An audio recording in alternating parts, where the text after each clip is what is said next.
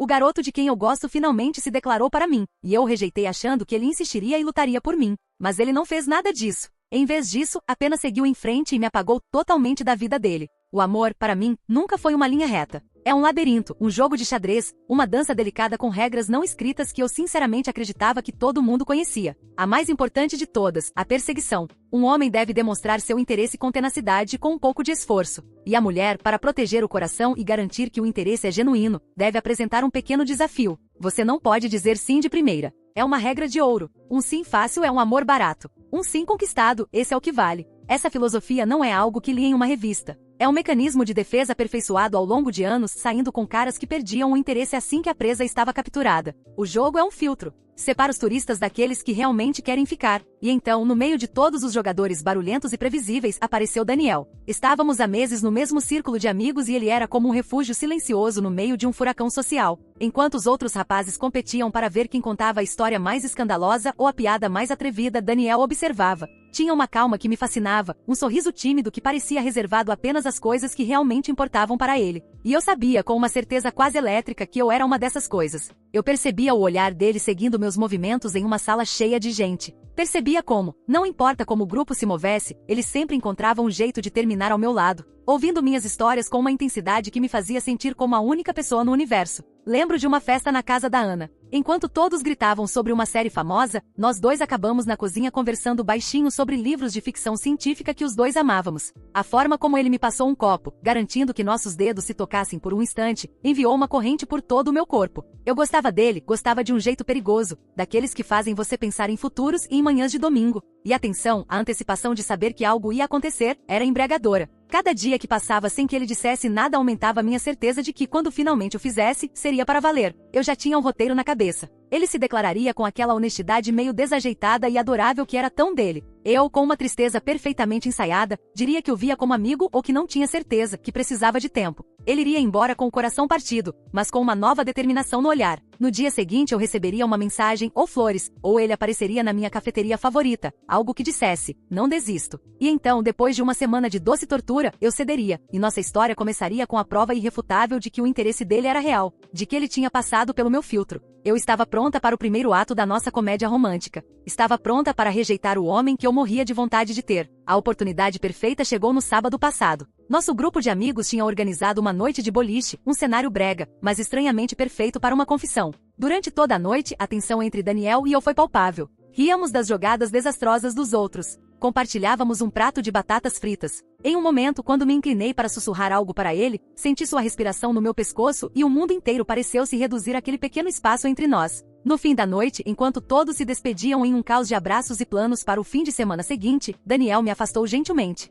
Perguntou se podia me acompanhar até o carro, que estava estacionado um pouco mais longe. Meu coração começou a bater forte. Era o momento. O primeiro ato estava prestes a começar. Caminhamos em um silêncio confortável por 1 minuto. Depois, quando chegamos ao meu carro, ele parou sob a luz alaranjada de um poste e se virou para me olhar. Sua expressão era séria, vulnerável. Não havia sinal da timidez habitual, só uma honestidade direta que me desarmou por um segundo. Ele disse, olha, eu não sou muito bom com isso, então vou ser direto. Eu gosto muito de você, mais do que gostei de qualquer pessoa há muito tempo, e passei meses tentando achar coragem para te dizer isso. Eu adoraria que a gente saísse, só eu e você, e ver no que dá. Foi perfeito, melhor do que eu tinha imaginado. Não houve jogos, não houve frases prontas, apenas uma declaração honesta e direta que fez meu peito aquecer. Por um instante, uma parte impulsiva de mim quis gritar, sim, claro que sim, eu também gosto de você. Mas então o roteiro, a minha filosofia tomou controle. Respirei fundo e ativei meu modo de rejeição estratégica. Olhei para ele forçando uma expressão de surpresa gentil. Coloquei um pouco de tristeza nos olhos. Eu disse, Daniel, você é incrível, de verdade. E eu valorizo muito a sua amizade, mas não te vejo dessa maneira. Para mim, você é um amigo, um grande amigo. E eu não gostaria de arriscar isso por nada. Cada palavra era uma mentira, e cada uma me exigiu um esforço tremendo para ser pronunciada, mas era necessário. Era o sacrifício que eu tinha que fazer para garantir que ele era o homem certo. Observei seu rosto esperando ver a decepção inicial, seguida da centelha de determinação. Esperava uma súplica. Tem certeza? Por favor, me dá uma chance? Em vez disso, a reação dele me desconcertou. A vulnerabilidade em seu rosto foi substituída por uma espécie de máscara tranquila, quase profissional. Ele assentiu devagar, uma única vez, e então esboçou um sorriso pequeno e triste. Certo, disse ele. Eu entendo. Obrigado por ser honesta. E foi só isso. Ele colocou as mãos nos bolsos, me disse para dirigir com cuidado e se virou para começar a caminhar em direção ao ponto de ônibus. Fiquei parada ao lado do meu carro, completamente desnorteada. Certo. Obrigado por ser honesta. Onde estava a luta? Onde estava a insistência? Era como se eu tivesse dito que preferia chá-café. Entrei no carro com uma mistura estranha de pânico e orgulho. Por um lado, eu estava alarmada com a falta de reação dele. Por outro, disse a mim mesma que aquele era só o primeiro movimento. Ele estava processando. Estava sendo respeitoso. O verdadeiro desafio, o contra-ataque dele, viria no dia seguinte. Dirigi para casa repetindo para mim mesma que o jogo tinha acabado de começar. Ele só precisava de uma noite para se reagrupar e planejar o próximo passo. A bola estava com ele. No domingo de manhã, acordei com uma sensação nervosa de antecipação.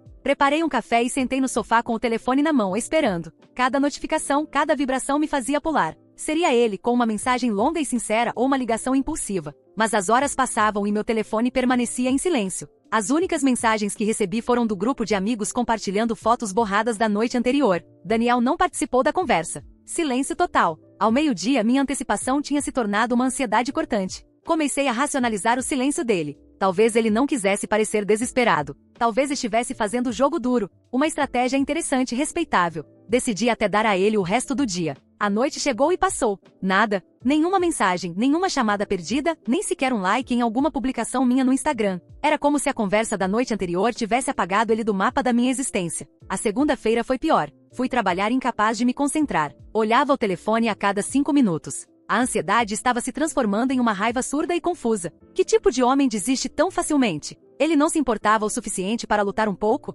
Meu rejeição não tinha sido cruel, tinha sido suave, amistosa. Eu tinha deixado a porta escancarada para ele insistir, e ele nem sequer tentou empurrá-la. O ponto de virada, o momento em que o pânico tomou conta de mim por completo, foi na terça-feira à noite. Ana, nossa amiga em comum, me ligou para fofocar. Depois de falarmos sobre trabalho e outras bobagens, ela disse casualmente: "O que você disse para o Daniel no sábado? Ele está agindo super estranho." Meu coração parou. Perguntei do que ela estava falando, fingindo ignorância. Ela disse: "Ele me mandou mensagem ontem. Perguntou se eu sabia se a Lucia, a garota nova do grupo, estava interessada em alguém. Eu disse que não achava, e ele perguntou se podia pegar o número dela. Disse que ela era bonita e que queria convidá-la para sair. Senti como se tivessem jogado um balde de água gelada em mim. Fiquei sem palavras. Lucia, a menina que mal tinha dito 2 frases a noite toda." Ana continuou, completamente alheia ao meu colapso interno. Disse: "É tão típico do Daniel. Ele é um cara legal, zero drama. Dizem não para ele e ele simplesmente segue em frente sem ressentimentos. Queria que mais caras fossem assim." Desliguei o telefone balbuciando uma desculpa. Fiquei encarando a parede da sala com as palavras de Ana ecoando na minha cabeça.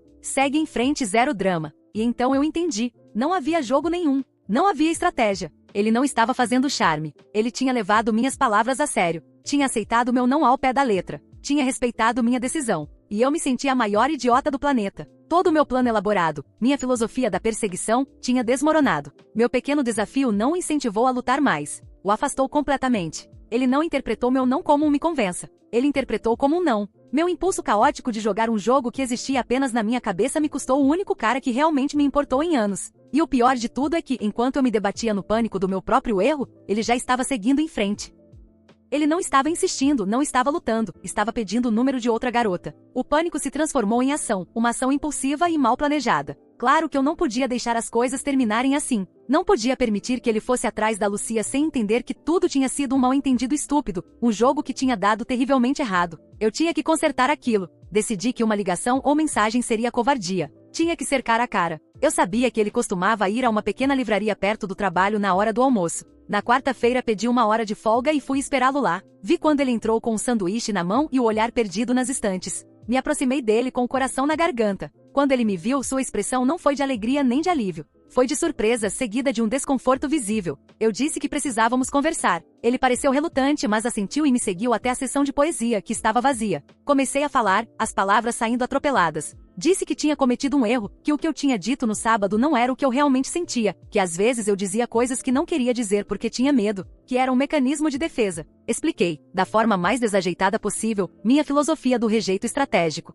Disse que o tinha rejeitado para que ele insistisse. Enquanto eu falava, a expressão dele passou do desconforto para uma confusão genuína. Quando terminei meu monólogo caótico, ele ficou em silêncio por um momento, processando tudo. Depois me olhou, e não havia raiva em seus olhos, apenas uma clareza triste. Ele disse: "Para que eu insistisse? Por que eu faria isso?" Eu respondi: "Porque é assim que as coisas funcionam. Mostra que você realmente se importa." Ele balançou a cabeça devagar, como se estivesse explicando algo a uma criança. Disse: "Não, não é assim que eu funciono. Se uma mulher me diz que não está interessada, eu respeito. Insistir depois de um não é romântico. É ser um perseguidor. É ignorar o que ela quer. Eu te ouvi e respeitei o que você disse. E então eu entendi. Entendi que o mundo não funcionava segundo as minhas regras. Entendi que existiam homens bons e decentes como Daniel, que se guiavam por um código de honestidade e respeito que meu jogo cínico não conseguia compreender. Minha estratégia não era um filtro para encontrar os melhores. Era um filtro que eliminava justamente os mais respeitosos. Só deixava passar os que estavam dispostos a ignorar um não, os jogadores que gostavam de drama. Fiquei ali, me sentindo completamente exposta e idiota. Tentei um último esforço desesperado. Eu disse, mas eu gosto de você, Daniel. De verdade. Ele me olhou e sua expressão se suavizou com um pouco de pena, o que foi ainda pior. Ele disse, sinto muito mesmo, mas agora não tenho certeza de como eu me sinto. O que você fez foi confuso e muito complicado. E sinceramente, eu não estou buscando algo complicado. Conversei com a Lucia. Vamos tomar um café amanhã. Ele se desculpou e foi embora, me deixando sozinha entre os livros de poesia. A rejeição final não foi por mim, não no início, mas pelo meu jogo. Ele não me rejeitou porque não gostava de mim. Me rejeitou porque eu mostrei ser o tipo de pessoa que brinca com os sentimentos dos outros, que cria dramas desnecessários. E ele, o homem calmo e sem dramas de quem eu tanto gostava, queria exatamente o contrário. Meu próprio jogo se tornou a razão pela qual ele não queria jogar comigo. Saí daquela livraria me sentindo vazia. A humilhação foi total. Ele não apenas me rejeitou pela segunda vez, como fez com uma lógica tranquila e razoável que desmantelou completamente minha visão de mundo. Passei os últimos dias em um estado de confusão e raiva. Vejo as atualizações nas redes sociais. Daniel e Lucia tomaram aquele café e depois foram jantar. E ontem à noite, Ana publicou uma foto do grupo assistindo a um filme na casa dela, e lá estavam os dois sentados lado a lado no sofá. Não estavam se tocando, mas a simples proximidade era uma tortura. Ele segue em frente sem esforço, enquanto eu estou presa nos escombros do jogo que eu mesma inventei. Uma parte de mim, a pequena e irracional que ouviu as palavras dele na livraria, sabe que isso é culpa minha. Sei que minha estratégia era falha, infantil e manipuladora. Sei que o afastei por pura estupidez. Mas essa parte é pequena e fácil de calar. A parte maior, a caótica e orgulhosa, se recusa a aceitar a culpa e encontrou uma nova narrativa. Por que os homens de hoje são tão fracos, tão frágeis, tão sensíveis? O que aconteceu com a paixão, com a luta? Com o desejo de perseguir o que querem? O amor deveria ser complicado, deveria ter obstáculos. Eu coloquei uma pequena barreira, uma prova de caráter, e em vez de saltá-la, ele se virou e foi procurar um campo aberto e sem graça. Ele não é respeitoso, é passivo. Falta a ele a energia masculina básica, o instinto de lutar. Ele desistiu ao primeiro sinal de dificuldade. Um homem de verdade teria visto meu não como um desafio, não como uma ordem. Teria entendido a linguagem não verbal, o subtexto. Mas não, Daniel precisa que tudo seja literal, fácil, servido numa bandeja de prata. E Lucia é a opção fácil. É bonita, sim, mas é simples. É o tipo de garota que provavelmente disse sim, antes mesmo de ele terminar a pergunta. Não há mistério, não há jogo. É o equivalente a pedir uma pizza em vez de cozinhar uma refeição gourmet. É rápido, fácil e, em última instância, insatisfatório. Então aqui estou eu, sozinha, vendo o homem de quem gosto começar algo novo com outra pessoa. E cheguei a uma conclusão. O problema não sou eu. O problema é esta nova geração de homens que foram criados para ter medo de desafios, para evitar conflitos a todo custo. Querem relacionamentos tão fáceis e diretos quanto pedir algo na Amazon. Não querem cortejar, não querem perseguir, não querem conquistar. Simplesmente querem receber. Eu rejeitei para que ele insistisse, e ele não insistiu. E isso não me transforma numa manipuladora, transforma ele num covarde. E enquanto ele aproveita seu relacionamento fácil e sem dramas, eu continuarei esperando por um homem de verdade. Um homem que entenda que as melhores coisas da vida são aquelas pelas quais você precisa lutar um pouco, embora agora pareça que essa espécie está em perigo de extinção. Comentários do Reddit. Comentário 1. Você jogou um jogo estúpido e ganhou um prêmio estúpido. Acabou sozinha. Ele não é um princeso, é um adulto que não tem tempo para seus dramas de ensino médio. Ele respeitou você. Não, isso torna um homem decente, não um fraco. Resposta da OP. Respeito é a desculpa que os homens usam quando não têm coragem de lutar pelo que querem. O amor não é uma reunião de negócios onde tudo é colocado por escrito. É sobre paixão e instinto. E ele demonstrou não ter nenhum dos dois. Comentário 2. A ginástica mental que você está fazendo para não admitir que errou é impressionante. Ele comunicou seus sentimentos de forma honesta e você respondeu com manipulação. E agora está com raiva porque ele prefere alguém que presumivelmente é honesta. Comentário 3. Eu o rejeitei para que insistisse. Parabéns, você se enganou sozinha. Você queria um homem que ignorasse seus limites e não respeitasse sua palavra. Parece que, na verdade, você não quer um homem bom como Daniel, mas alguém que goste dos jogos tóxicos tanto quanto você. Resposta da OP. Não é um jogo tóxico, é uma paquera. É a dança do cortejo que existe há séculos. Não é minha culpa que os homens de hoje tenham esquecido os passos. Querem pular a dança e ir direto ao final. E isso, para mim, não tem valor nenhum.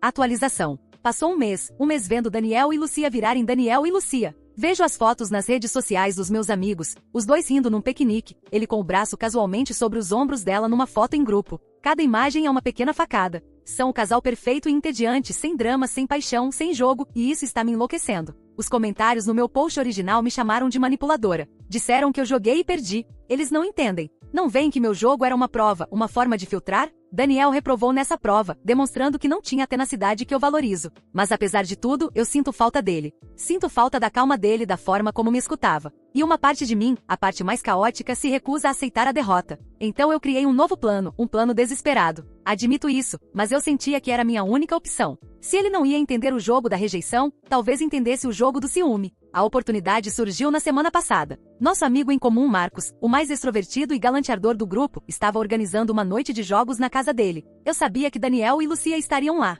Passei a tarde inteira me arrumando. Escolhi um vestido que eu sabia que Daniel adorava, um que ele disse uma vez que fazia meus olhos se destacarem. Cheguei à festa com uma missão: ser o centro das atenções de Marcos. Assim que entrei pela porta, fiquei grudada nele, ri escandalosamente de todas as piadas. Toquei seu braço o tempo todo, sussurrei coisas no ouvido dele só para ver a reação de Daniel. Durante uma partida de cartas, sentei tão perto de Marcos que nossos joelhos se tocavam. E funcionou. Ou pelo menos uma parte de mim acreditou que estava funcionando. Vi Daniel nos observando do outro lado da sala. O sorriso dele ficou tenso. A conversa com Lucia parecia forçada. Ele estava claramente afetado. Eu via na forma como ele apertava a mandíbula, na forma como seu olhar voltava para nós o tempo todo. Eu me senti poderosa, triunfante. Estava mostrando para ele o que estava perdendo. Eu estava mostrando a ele que outros homens com mais confiança, estavam dispostos a jogar, a aproveitar minha energia. O ponto alto da minha atuação veio quando Marcos e eu ganhamos uma rodada. Eu saltei, o abracei com força e dei um beijo estalado em sua bochecha. Naquele momento, nossos olhos se encontraram do outro lado da sala, os de Daniel e os meus. A expressão dele não era de ciúmes, como eu esperava. Era de uma decepção profunda e absoluta, como se estivesse vendo alguém que não conhecia de verdade. Pouco depois, ele e Lucia se levantaram para ir embora. Se despediram de todos, menos de mim. Quando ele passou ao meu lado, nem sequer olhou para mim. Mais tarde, quando a festa acabou, Marcos me levou para casa. No carro, ele disse com um tom estranhamente sério: "Oi, não sei o que está acontecendo entre você e o Daniel, mas acho que você deveria deixá-lo em paz. O que você fez hoje não pegou bem." Fiquei congelada. Até Marcos, o rei da paquera, achava que eu tinha passado dos limites. Minha tentativa de fazê-lo reagir não o atraiu. Apenas o afastou ainda mais. Eu tinha confirmado para ele e para todo o nosso grupo de amigos que eu era exatamente o tipo de pessoa complicada e dramática que ele queria evitar. Meu impulso de ganhar o jogo fez com que eu perdesse ainda mais respeito, e agora não só o perdi, como estou começando a perder meus amigos também. Atualização final. O silêncio depois da festa de Marcos foi diferente. Não era o silêncio de antecipação que senti depois do meu primeiro jogo de rejeição. Era um silêncio pesado, um silêncio de julgamento. Meus amigos respondiam minhas mensagens, mas de forma curta. Os convites para programas casuais pararam. Minha tentativa de provocar ciúmes não só tinha falhado com Daniel, como também tinha envenenado o ambiente com todos os outros. Eu tinha me tornado oficialmente a garota dramática do grupo, o problema que todos preferiam evitar. Passei 2 semanas nesse limbo social, me sentindo como um fantasma. A raiva inicial se dissolveu numa autocompaixão miserável. Eu repetia para mim mesma que eles não me entendiam, que minha paixão era demais para eles. E então, ontem à noite recebi a notificação, uma mensagem de um número que eu não tinha salvo, mas que reconheci na mesma hora. Era de Daniel. Não era um parágrafo longo, não era um texto emocional. Era curto, direto e brutal, sem espaço para jogos, interpretações ou qualquer uma das minhas desculpas. A mensagem dizia: "Vou ser muito claro porque acho que é a única coisa que você vai entender. Pare de tentar chamar minha atenção. O que você fez na festa do Marcos foi desrespeitoso e humilhante, não para mim, mas para Lucia que nunca te fez nada. Ela não merece seus jogos. Peço, como um antigo amigo, que você nos deixe em paz. Desejo sinceramente que você encontre a felicidade, mas por favor, procure longe de nós." Li a mensagem e depois li de novo. E outra vez. Cada palavra era um golpe. Longe de nós. A frase era como um muro de concreto. Meu primeiro instinto foi raiva. Princeso covarde escondido atrás de uma mensagem de texto, me culpando pela própria incapacidade de lidar com uma mulher de verdade. Me culpando por expor a fragilidade do seu relacionamento novo e entediante. Mas enquanto eu olhava para a tela com o polegar tremendo sobre o teclado, pronta para soltar uma resposta furiosa, algo se quebrou dentro de mim. Pela primeira vez, eu não conseguia encontrar uma justificativa que parecesse convincente nem para mim mesma. A verdade me atingiu com a força de um trem. Ele não estava fugindo de um desafio, estava fugindo de um incêndio. O meu incêndio. Ele não era um princeso por querer paz. Era um homem sensato que se recusava a ser um personagem no meu drama autocriado. Toda a minha filosofia, minhas regras, meus jogos desmoronaram. Percebi a ironia horrível. O jogo não era um filtro para encontrar o homem certo. Era um repelente. O tipo de homem que eu queria, alguém honesto, direto e respeitoso, era exatamente o tipo de homem que a minha prova foi feita para afastar. Só os jogadores, os que gostam de manipulação, teriam continuado insistindo. Fiquei olhando para a mensagem por 1 hora e pela primeira vez, não respondi. Apaguei a conversa. Apaguei o número dele. O jogo acabou. Não há mais movimentos, não há mais estratégias. Ele não me odeia. Ele simplesmente não quer o meu caos na vida dele, e deixou muito claro que vai proteger a nova paz dele a qualquer custo. Ele não me rejeitou porque eu não era suficiente. Ele me rejeitou porque eu era demais. Drama demais, jogos demais, barulho demais. E agora, pela primeira vez, estou diante das consequências do meu próprio caos. E o que resta é este silêncio, o silêncio que ele me pediu, e é o som mais alto que já ouvi na minha vida.